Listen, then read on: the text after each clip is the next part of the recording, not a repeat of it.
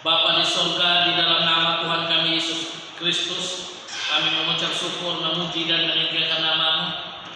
Dan tiba saatnya kami mau belajar firman. Berbicaralah ya Bapa, karena kami telah siap untuk Engkau teguhkan. Di dalam dan melalui Tuhan kami Yesus Kristus, kami menyambut pembacaan dan perenungan firman Allah. Amin.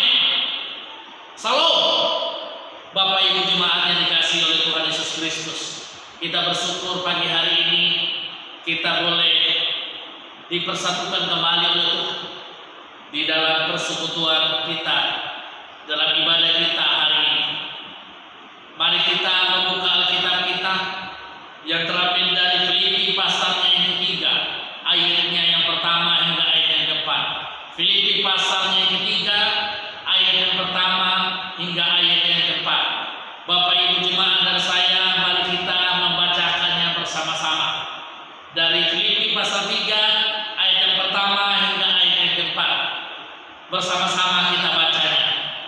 3, 2, ya.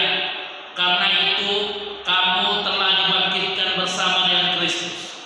Carilah perkara yang di atas di mana Kristus ada, duduk di sebelah kanan Allah. Pikirkanlah perkara yang di atas, bukan yang di bumi. Sebab kamu telah mati dan hidupmu tersembunyi bersama dengan Kristus di dalam Allah. Apabila Kristus yang adalah Allah kita menyatakan diri kelak, kamu pun akan menyatakan diri bersama dengan Dia di dalam kemuliaannya. Yang berbahagia adalah setiap kita yang membaca, merenungkan firman Tuhan itu, dan lebih berbahagia lagi, tidak hanya baca merenungkan, tetapi kita melakukannya firman itu dalam hidup kita hari lepas hari. Bapak Ibu jemaat yang dikasihi dan diberkati oleh Tuhan Yesus Kristus, firman Tuhan yang kita baca ini kita akan renungkan dalam satu tema, yaitu hidup yang dibangkitkan Kristus. Hidup yang dibangkitkan Kristus. Melalui pembacaan ini, Rasul Paulus sebagai penulis surat Kolose mengingatkan jemaat Tuhan yang ada di Kolose untuk mereka boleh menghidupi hidup yang dibangkitkan Kristus. Mengapa? Karena di tengah-tengah jemaat Tuhan yang ada di Kolose ada muncul pengajaran-pengajaran yang menyatakan bahwa karya penebusan Kristus tidak cukup, perlu ditambahkan oleh tradisi-tradisi Yahudi tertentu di ruang Alkitab dan filsafat-filsafat kasih, sehingga ajaran palsu ini sedang mengancam masa depan rohani jemaat Kolose. Sehingga Paulus sebagai hamba Tuhan, sekalipun bukan hasil langsung jemaat ini mengenal Tuhan hasil langsung pelayanan Paulus, tetapi oleh pelayanan Epafras, yang Epafras adalah hasil dan pelayanan Paulus. Epafras datang melaporkan kepada Paulus bahwa jemaat di Kolose sedang mengalami pergumulan, ancaman dari ajaran-ajaran palsu yang sedang berkembang di tengah-tengah jemaat Tuhan yang ada di Kolose.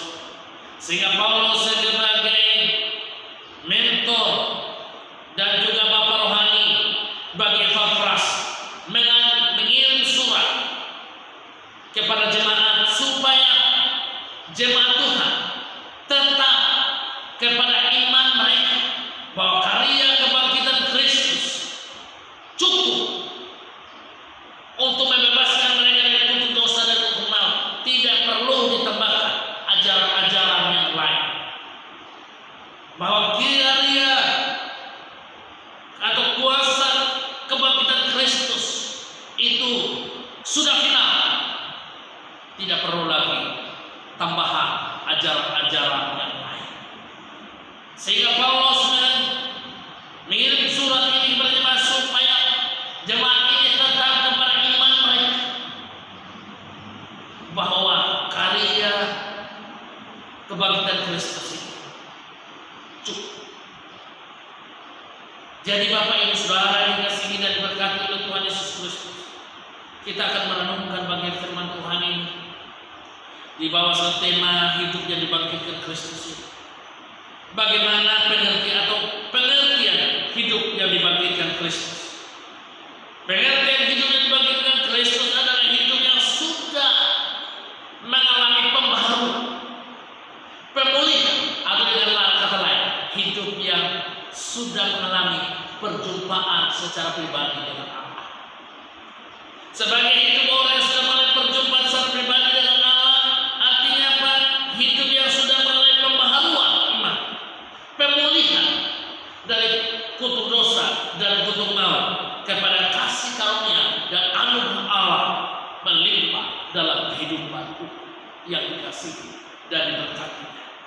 Karena itu Bapak Ibu jemaat yang dikasihi Tuhan, kita akan merenungkan ciri-ciri hidup orang yang dibangkitkan Kristus. Yang pertama yaitu ciri-ciri hidup orang yang dibangkitkan Kristus. Yang pertama,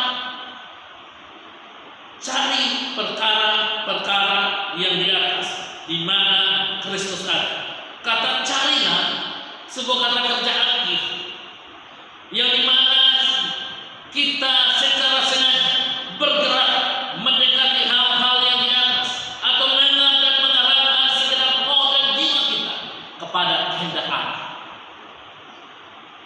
Artinya apa?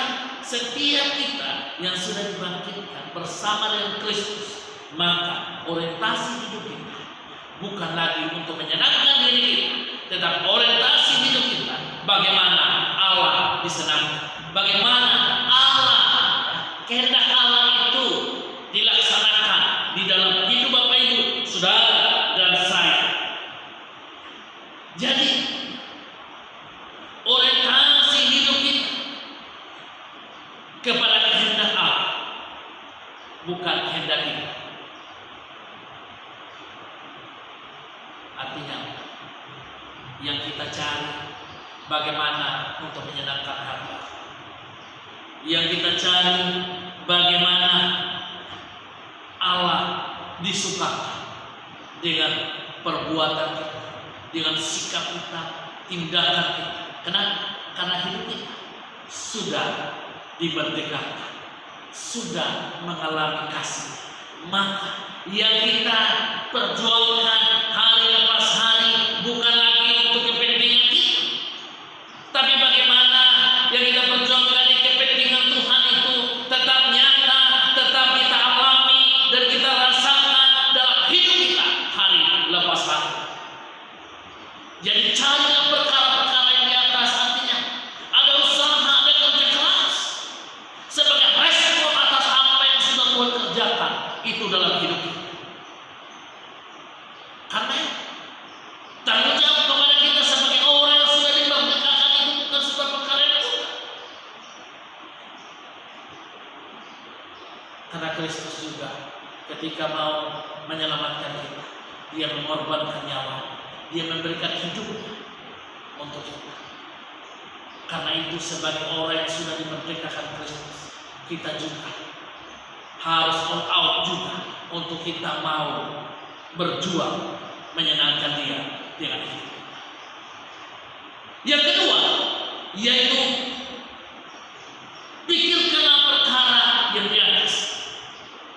Sebelum hidup kita dibangkitkan Kristus, maka pikiran kita yang kita pakai untuk memikirkan pikiran-pikiran dunia, atau yang kita pikirkan bagaimana kita bisa mendapatkan sebanyak-banyaknya. Kalau kita memikirkan tentang uang, maka orientasi kita, fokus kita bagaimana mendapatkan uang sebanyak-banyaknya. Bahkan karena ingin orang mendapatkan uang sebanyak-banyaknya, orang menghalalkan segala cara untuk mendapatkan apa yang diinginkan. Jadi Bapak Ibu saudara dikasihi dan diberkati oleh Tuhan Yesus Kristus, sehingga ada sebuah ungkapan mengatakan apa yang kau pikirkan itulah yang akan kau kerjakan. Artinya apa? Semua tindakan kita adalah akibat langsung dari apa yang terkandung dalam pikiran dan juga dalam perasaan kita. Jadi mari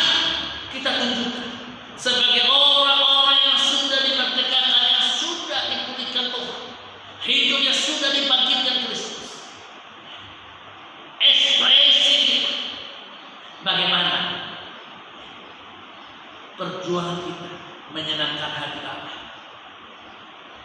Memikirkan perkara-perkara yang di atas adalah mengisi pikiran kita dengan firman Tuhan, sehingga semua yang benar, semua yang mulia, semua yang adil, semua yang suci, semua yang manis, semua yang sedang didengar, semua yang disebut kebajikan patut diuji, itulah yang terkandung dalam pikiran kita.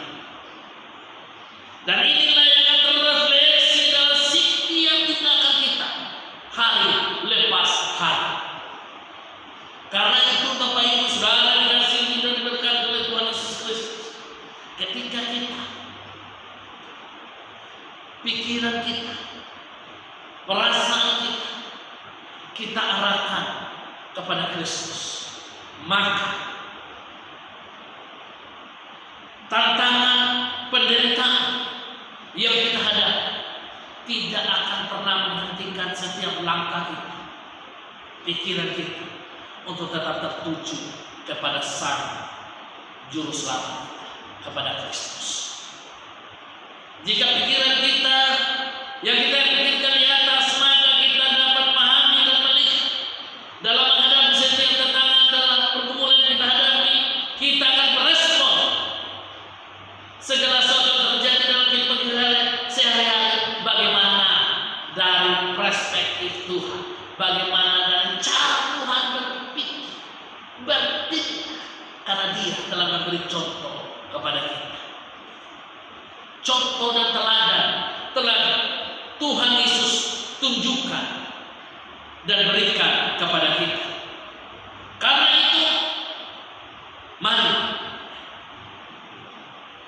pikiran kita berikan, kita arahkan, kita tunjukkan hanya kepada Kristus yang sang pemilik hidup kita. Yang ketiga, yaitu ciri-ciri hidup orang yang dibangkitkan Kristus. Kita telah mati dan hidup kita tersembunyi bersama dengan Kristus. Ayat yang ketiga, sebab kamu telah mati dan hidupmu tersembunyi bersama dengan Kristus di dalam Allah. Dosa tidak lagi berkuasa atas hidup orang percaya. Kehidupan orang percaya yang sudah percaya lama, sudah mati, dan hidup kita yang sekarang ada tersembunyi bersama dengan Kristus di dalam Allah. Jadi apabila Kristus hidup dalam hidup kita, maka yang kita hidup di sekarang adalah bagaimana Kristus itu hidup dan memberi teladan. Dan itulah yang yang keluar dari sikap, tindakan, dan perbuatan kita, sehingga hari lepas hari kita akan belajar dan melatih hidup kita untuk terus terarah kepada kehidupan yang kita hidupi di dalam Kristus. Kehidupan yang kita hidupi saat ini, itulah yang kehidupan Kristus. Kenapa? Karena kita adalah surat-surat Kristus yang dapat dibaca, yang dapat dilihat orang di sekitar kita. Mereka melihat bagaimana karya Kristus itu nyata, hidup Kristus itu nyata, teraplikasi di dalam hidup kita hari lepas hari. Kenapa? Hidup kita tersembunyi di dalam Kristus. Artinya apa? Biarlah mulai hidup kita, perkataan kita, perbuatan kita, sikap kita hari lepas hari mencerminkan kehidupan Kristus. Kalau itu yang terjadi, maka orang akan melihat bagaimana Kristus hidup di dalam hidup. Jadi Bapak Ibu Saudara dikasihi dan diberkati oleh Tuhan Yesus Kristus, yang terakhir yaitu dampak dari hidup orang yang dibangkitkan Kristus. Dalam ayat yang keempat